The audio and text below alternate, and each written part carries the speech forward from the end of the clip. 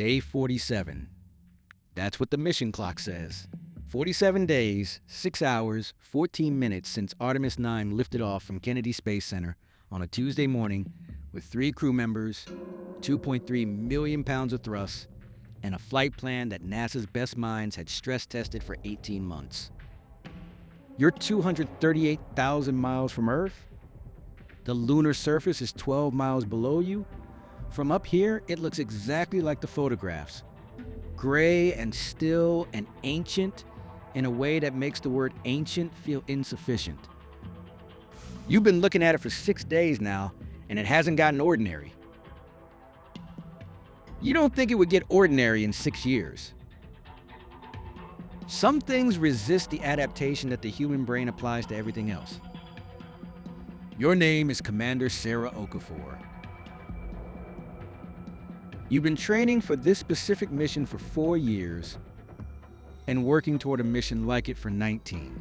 You have a doctorate in aerospace engineering and 3,200 hours of flight time. And you've done 2 previous missions to the International Space Station. And you are, by any measure that matters, prepared for everything this mission was designed to contain. The mission was not designed to contain this. 6 minutes ago, Mission Control went silent. Not the normal silence. The gaps between communications that occur naturally in a mission this complex, when the teams on the ground are processing data, or running calculations, or simply moving from one task to the next in the orchestrated choreography of a deep space operation. You know those silences? You've lived inside them for 47 days. They have a specific texture, a quality of occupied quiet that feels different from absence. This is absence. You've tried 4 times on 3 different frequencies. Nothing. You look at the lunar surface 12 miles below you, and you think, with the particular clarity that extreme situations sometimes produce about what it means to be the person in this situation, then you start working the problem. The first thing you do is not panic. This is not bravery. It's training, 19 years of it, including specific training for communication loss scenarios that NASA calls LOS events. Loss of signal. It happens. Solar interference, equipment malfunction, atmospheric conditions on the ground. There are a dozen benign explanations for a communication gap. 6 minutes is not a crisis. 6 minutes is the beginning of a protocol. You run the protocol. Houston, this is Artemis 9. We are experiencing communication loss. Please respond on primary frequency. Silence. Houston, Artemis 9. Switching to secondary frequency. Please respond. Silence. You switch to the emergency frequency, the one that exists for situations beyond the reach of normal operations, the one that in 19 years you've used in training exercises and never in a real mission. Houston, Artemis 9 on emergency frequency. Please respond. The silence on the emergency frequency is a different quality of silence from the others. The other frequencies have static, faint, present, the audio texture of an open channel with nothing on it. The emergency frequency is clean. Completely, perfectly clean. That's wrong.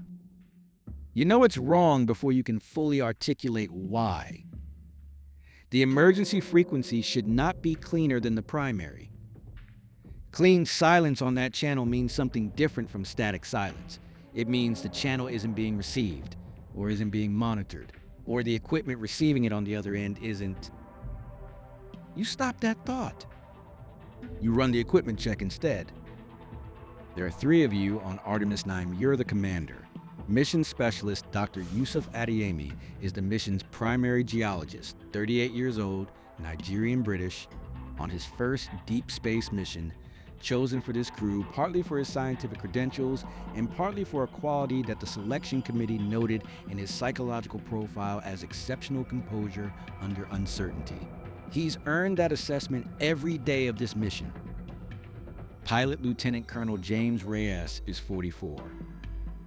Former Air Force test pilot. Second deep space mission.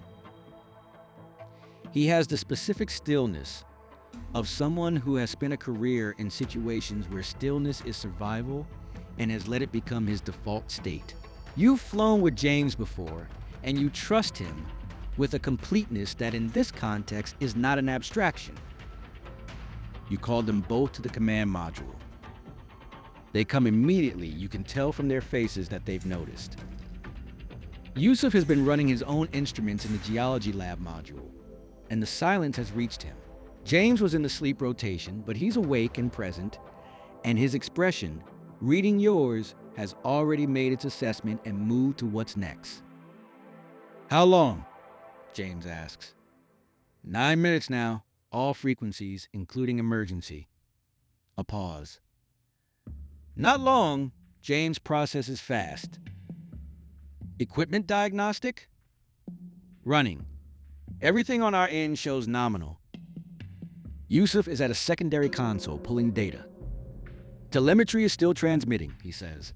Our signal is going out. I can see it in the outbound logs. We're transmitting. They're just not... He stops. Not responding. You finish. The three of you sit with that for a moment. In the silence of the command module, 238,000 miles from Earth, with the lunar surface gray and still below you, the distinction Yusuf just made hangs in the air.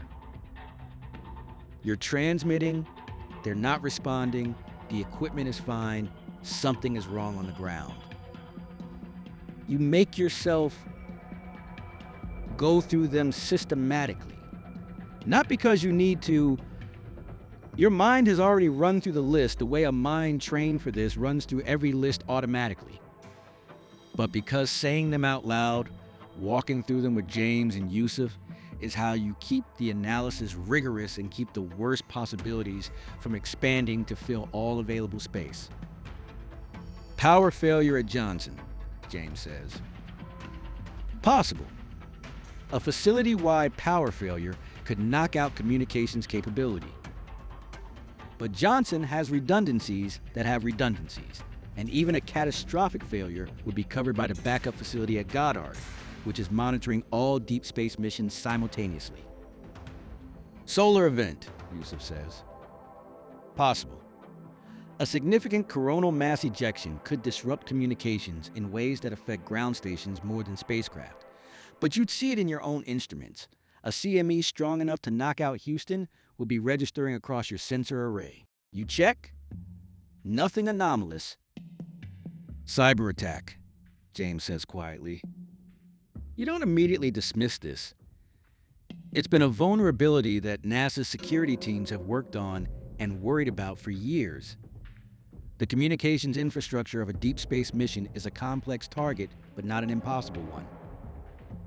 A sophisticated attack on the ground-based systems could, in theory, produce exactly this signature. Your signal going out, nothing coming back, clean silence on the emergency frequency. Natural disaster, Yusuf says. Houston is not immune to natural disasters. A hurricane, a tornado, a facility-level emergency could... If Houston were down, James says, following the same thread, Goddard takes over, automatically, within 4 minutes. Yes, you say. The room is quiet. 14 minutes of silence. Goddard should have taken over 10 minutes ago. You add that to the list of things you're not going to say out loud yet. Here is where you are. Artemis 9 is in lunar orbit. You're 47 days into a 90-day mission. The current phase is orbital survey. 6 days of remote sensing and data collection before the planned surface landing that is 72 hours away. The landing is the mission's primary objective. Everything before it has been preparation. Everything after it is the return. The return, you do the math that you've already done, and that doesn't change regardless of how many times you do it. Artemis 9 carries consumables, oxygen, water, food, power, for 95 days at full crew capacity. You're 47 days in, you have 48 days of consumables remaining. The return journey from lunar orbit to Earth takes approximately 3 days under normal circumstances. Normal circumstances include a functioning ground team coordinating your trajectory, your burn sequences, your re-entry parameters. You can perform the return without ground support. This is not an accident. NASA builds redundancy into everything, including the cognitive and technical capacity of the crew to operate independently for defined periods. The mission architecture assumes that a crew in deep space must be capable of survival and navigation without continuous ground contact. What the mission architecture does not fully account for is indefinite silence. A silence with no defined endpoint. A silence that isn't a gap in communication, but the apparent absence of anyone to communicate with. You don't say this yet. Not to James and Yusuf. You're still in the protocol phase, and the protocol has more steps. But you're thinking it 22 minutes? 38 minutes? 1 hour? You've been transmitting continuous status updates on all frequencies since minute 10. Not because you expect a response, you've moved past that expectation, but because if there's anyone listening at any ground station anywhere on Earth, you want them to have your status. You want them to know you're here. You want the record to show that Artemis 9 did everything correctly. The record. You're thinking about the record now, which is a way of thinking about history, which is a way of thinking about outcomes you're not ready to name. James has taken over the communications console and is running a systematic sweep. Every frequency in your operational range, every protocol in the communications manual, in order, methodically. You'll finish the sweep in about 40 minutes. You've given him the task not because you expect it to produce anything, but because James needs a task right now, and a task is the best thing for him, and the sweep is thorough enough to justify the time. Yusuf is doing something unexpected. He's at his geology station, running his instruments, continuing the survey data collection as if this is a normal operational period. You go to him. Yusuf. He looks up. The survey data still transmits automatically even without a response from the ground, he says. If anyone ever receives it, they'll want the complete data set. I'm going to make sure it's complete. You look at him for a moment. Good, you say. You go back to the command console. You think about what you know and what you don't know and what you need to decide. At 90 minutes, you make a command decision. You gather James and Yusuf in the command module, and you speak to them the way you've been trained to speak to a crew in a high uncertainty situation. Directly, completely, without false reassurance, but also without catastrophizing beyond what the evidence supports. You tell them what you know. 90 minutes of silence across all frequencies, including emergency. Telemetry confirming your signal is transmitting. No solar event, no equipment failure on your end, no Goddard takeover. You tell them what you don't know. What's happening on the ground? Whether this is recoverable, whether there is a ground team, you tell them what you're going to do. You're going to continue attempting contact on all frequencies at regular intervals. You're going to maintain the mission timeline, surveys, orbital mechanics, consumables management, because maintaining structure is how crews function in uncertainty, and because if contact is restored, you want to be exactly where the mission plan expects you to be. And you're going to begin preliminary planning for an autonomous return. Not yet, you clarify. We have 48 days of consumables. We have time, but we're going to have a plan ready. James nods. Once, decisive. He's already thinking through the burn sequences. Yusuf looks at the lunar surface through the viewport. "We still do the landing?" he asks. "You've thought about this. The landing is 72 hours away. It was the purpose of 47 days of travel.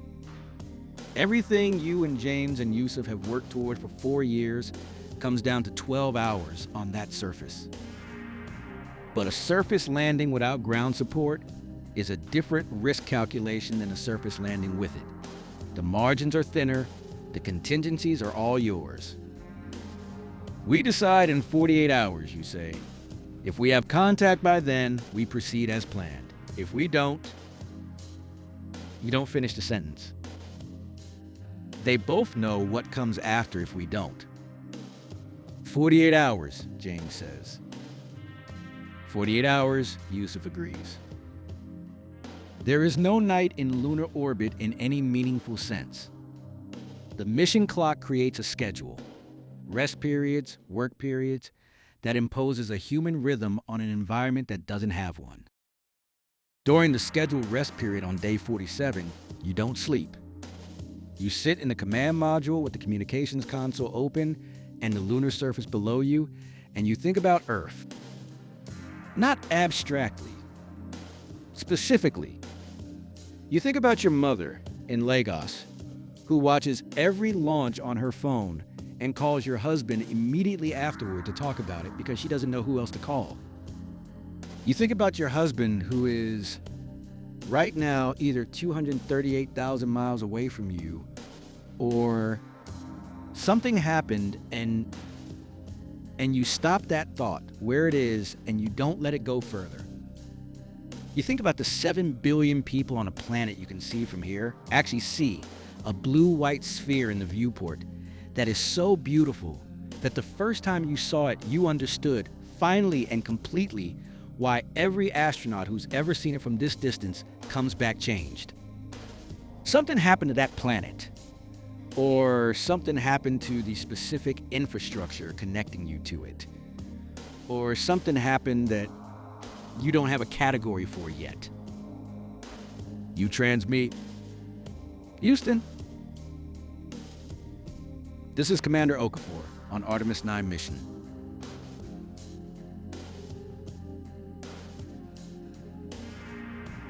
Mission elapsed time 47 days, 14 hours, 22 minutes.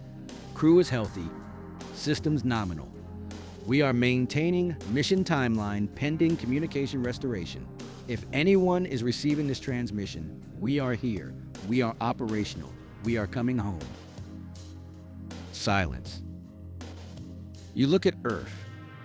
You think about the view from down there. A small, bright point of light moving across the lunar face, visible to anyone with a telescope, carrying 3 people who are very far from everything they know and who are doing their jobs and waiting. It comes at hour 31. Not Houston, not Goddard. The European Space Agency's ground station in Kourou, French Guiana. The voice is accented, slightly distorted by the distance, and the unfamiliar transmission profile. But it is a human voice, and it is speaking your call sign. And in 31 hours of silence, that voice is the most beautiful thing you've ever heard. Artemis 9, this is ESA Kourou Station. We are receiving your transmissions. Please confirm crew status. Your hands are completely steady when you respond. You note this with a small, distant part of your mind, the part that observes your own functioning under pressure with the detachment of a scientist. Kourou Station, this is Commander Okafor on Artemis 9. Crew of 3, all healthy, all systems nominal. We have been without contact for 31 hours. Please advise on status of NASA facilities. A pause. Longer than transmission delay accounts for... Then, Commander Okafor. There has been a significant infrastructure event affecting North American communications facilities. We are in the process of establishing a coordination center. We are going to get you home. Can you maintain current orbital parameters for 6 hours while we establish full coordination? Infrastructure event. You parse those two words very carefully. Kourou Station, confirmed. We can maintain current parameters. Please advise when you have more information on the nature of the event. Another pause. We will brief you fully in 6 hours, Commander. What I can tell you now is that the situation on the ground is manageable and your crew is the priority. There are a lot of people down here who are very glad to hear your voice. You close your eyes for exactly 2 seconds, then you open them. Copy that, crew. We'll be here. You turn to James and Yusuf, who are both in the doorway of the command module, and you see on their faces what you feel in your chest, the specific physical reality of relief after sustained fear, the way the body releases something it's been holding without knowing how tightly it was holding it. Yusuf makes a sound that is mostly exhale. James sits down in the co-pilot seat and puts his hands on his knees and breathes. You turn back to the console. All right, you say. Let's get ready to go home. The infrastructure event, you get the full briefing 4 hours later from an ESA coordinator who has clearly been awake for 2 days, was a cascading failure in the North American power grid triggered by a cyber attack on 3 interconnected utilities. Not a targeted attack on NASA specifically, a broader attack that took down the grid across a significant portion of the continent, including Houston, including Goddard's primary and secondary systems, including the backup communication relays that should have activated automatically. The backup of the backup of the backup failed. For 31 hours, Artemis 9 was, as far as North American ground infrastructure was concerned, unreachable. The ESA station picked up your continuous transmissions during a routine monitoring sweep and immediately began establishing a coordination framework with every functional ground station on Earth. By the time they reached you, 13 agencies across 8 countries were already working on the problem. You listen to all of this and you file it away in the part of your mind that will process it fully when you are back on Earth and not before. The landing, you decide, in consultation with the ESA coordinator and with James and Yusuf, not to attempt it. The margin calculation, without a fully reconstituted ground team that's had time to integrate with the mission parameters, doesn't clear the threshold you set. You'll come back, there will be another mission, the lunar surface will be there. The return burn is performed on day 49. Precisely calculated by you and James and a team of trajectory specialists from ESA and JAXA working in coordination, checked 4 times, executed at 0.3 seconds within the planned window. You leave lunar orbit pointing at home. So what does it feel like to be an astronaut when mission control goes silent? It feels like the removal of a floor you didn't know you were standing on until it wasn't there. Every mission, every EVA, every high-risk moment of a career in space, there's a voice, a team, a room full of people who know exactly where you are and exactly what you're doing and exactly what to do if something goes wrong.